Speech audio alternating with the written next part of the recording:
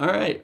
Welcome to the Prehocracy Show. Yeah, we're gonna do a little informal, impromptu question answer session.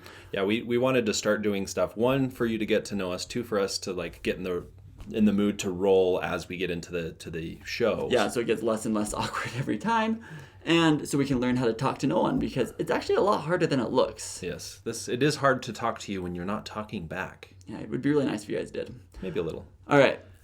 So we didn't choose any questions. We decided that we wanted you all to fall in love with us. So we went to the scientific way of falling in love, which is, the 36 questions? 37 questions. 37 questions. Or maybe 30. It is 36 questions. Oh, yeah. So 36 questions, and they say that if you discuss these together and then stare into each other's eyes for 2 minutes, you will fall in love. It's scientifically proven. Scientifically, you will get married. We're not going to do all 36 right now, but we're going to do one or two every week. But you can watch these in succession, and then after we have answered these, over the couple of episodes, you can stare into our eyes and see if you fall in love with us. And we will be very happy if you do, unless you're a crazy stalker. Then, actually, I think I'm still okay with that. I'm still okay with that. So let's get into the questions. Number 1. All right. Given the choice of anyone in the world, whom would you want to have as a dinner guest?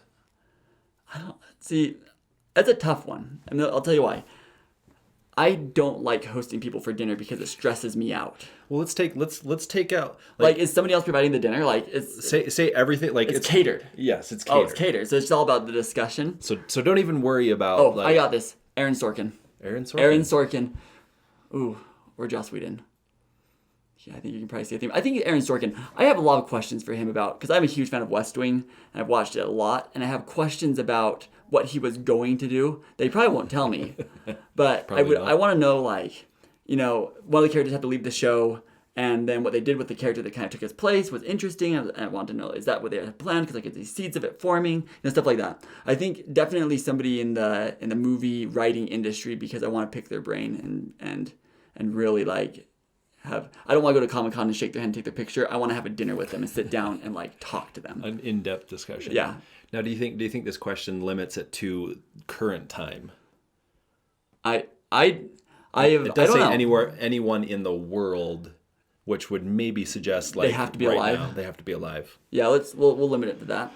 Okay, so people alive. I don't know. This question's really hard for me because I find people interesting in general. When I talk to people, no matter how boring they think their job is, it's different from my life, and I want to know, what's going on in their mind. And I'm not one to get I don't necessarily follow stars. I don't get starstruck. I guess one person I'd love to talk to would be will.i.am. Oh, kind of. All right. I love his music and I love his process and I love how creative he is. I would love to have dinner with him. I'd love to talk to him and just all right, figure out who he is. So Aaron Sorkin or will.i.am or anybody who knows them, dinner. Please get in contact. I will pay for the dinner. You don't have. Yeah. will.i.am. I will cover. And mine has to be catered, but I'll take care of that. Don't worry. I don't want to stress my wife out. So absolutely. Question number 2. Would you like to be famous? Yes, I would like to be famous, and I've thought about this a lot. In what way would you like to be famous? Okay, now I don't care about the fame or all that stuff that comes with it. I want to have a platform. I'm a very opinionated person, as you'll probably find out while watching, and I want people to hear my opinion, and I want people to care. The whole reason when I got started on this, everybody I think who starts a YouTube channel, as much as they say, oh, we never thought about getting famous, I think you do a little bit. I think you always say you're putting yourself out enough to. You are, and you're taking a risk. You're doing these things. You say it would be so great. You want people to watch these videos. You say, I really hope that people watch this, but the only reason I want to be famous is because I want to have a voice that people care about, and that people listen, and so I can say something and know that it is actually making a difference or that people are actually hearing this. And that's a tough thing because, going into communications, going into any type of medium like that, you hope that you can make a difference with what you do. And that's a huge part of what I want to do in life is look back and see that I've made a difference. I really respect John and Hank Green for that reason that, Fault in Our Stars became huge and they have all these followers. And the next video they did was about life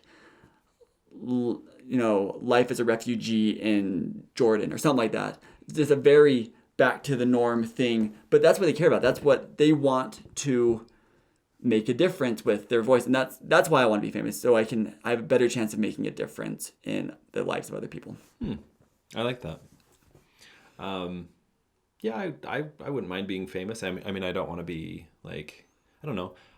I don't want to be a jerk famous. Like, I don't want to be like a star from a movie. Like, you don't want TMZ following you around all the time. I don't, I'm not looking for fame. I'm not looking for, one of the things that I have liked about being maybe connected and networked, which I think could be interesting with being famous, is being able to help people, like you said. Yeah. There's been a time or two where I've been able to kind of talk to my network and feel like I've helped people. There was one person in particular that someone asked me, "Hey, do you know of any jobs in the graphic design world in our area?" I reached out to my network. Someone from my network kind of connected, but somewhat distantly said, "Hey, there's a job here. Have them apply." They got a job there, and I was like, I felt so good. Well, they actually say the best way of networking isn't through like the best way of connecting isn't like by saying, "Hey, I need you to do me a favor." It's being able to connect to people. Yeah. If you are able to help this person and have them come together, and you're that middleman, it actually creates a way better network. Yeah. Than if people see you as helpful and useful, and there was an article I read about how there's people like the people that there's people that they do something for you and they make you feel good about like them helping you. Yeah. And when you say, "Hey, thanks for doing that," they say, "Hey, no problem." This article took it a little bit further and said, really what we should be doing is not saying, "Oh, no problem, I'll help anyone," is basically saying something along the lines of, "Well, I hope someone else would do that for me, do that for someone else." Like basically a pass it on type of thing. Like creating a better world just because you do it because you're a better person. Like the world is going to help each other. That's good. And it was a cool article. It was less like, "Hey, of course I'll help you because, in the future I may need you." Yeah.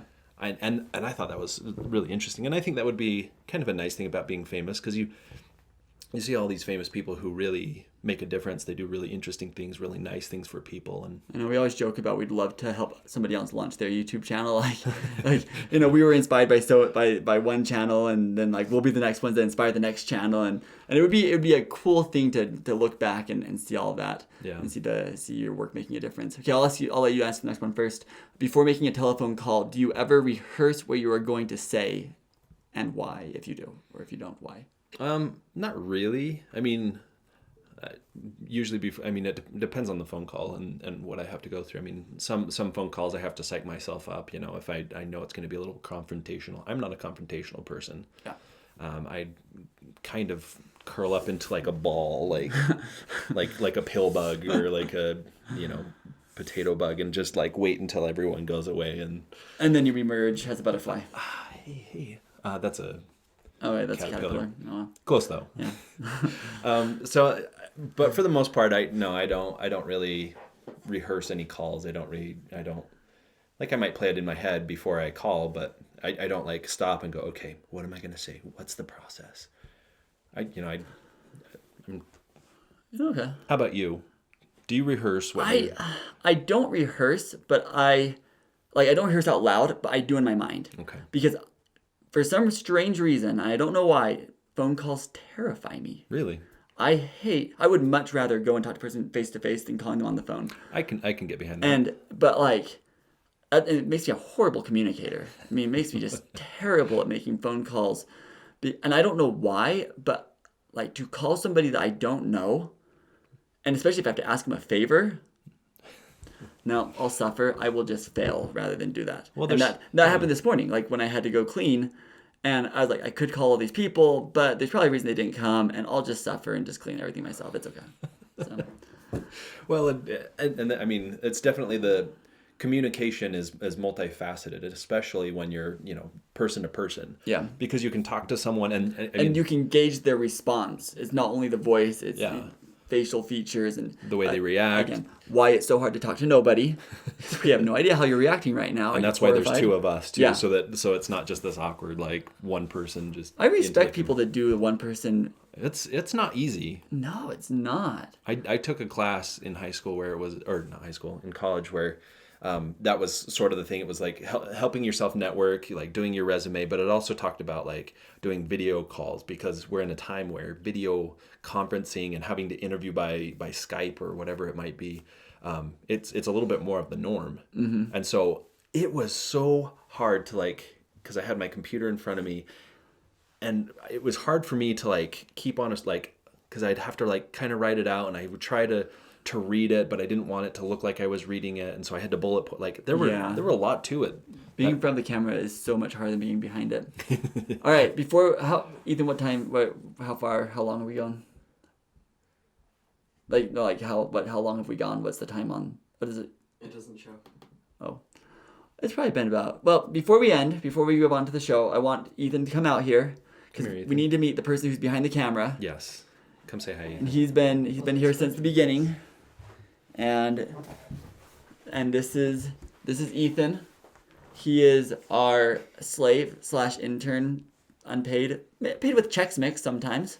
Yeah, you have had some and occasional cookies. And valuable experience. And do we pay you with anything else?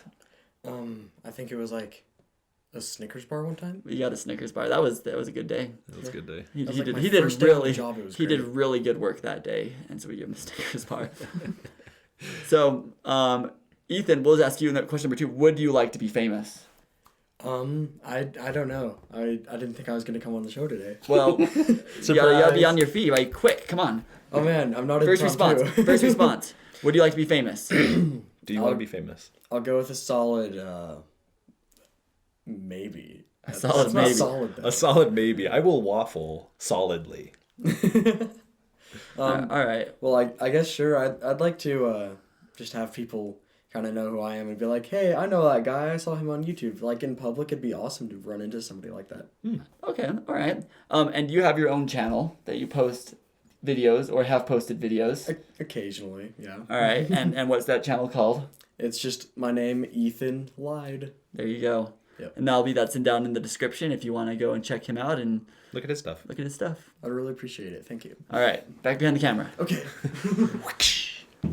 All right. You think this is a tie, but it's actually a whip. I'm just kidding. We put rocks in the bottom of them. All right. All right. And I think we're ready to go. Okay. Shall we get to it then? Okay.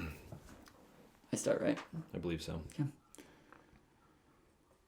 Welcome to the Adhocracy Show, the show for people who know how to get your consumers to do your work for you. We'll be right back.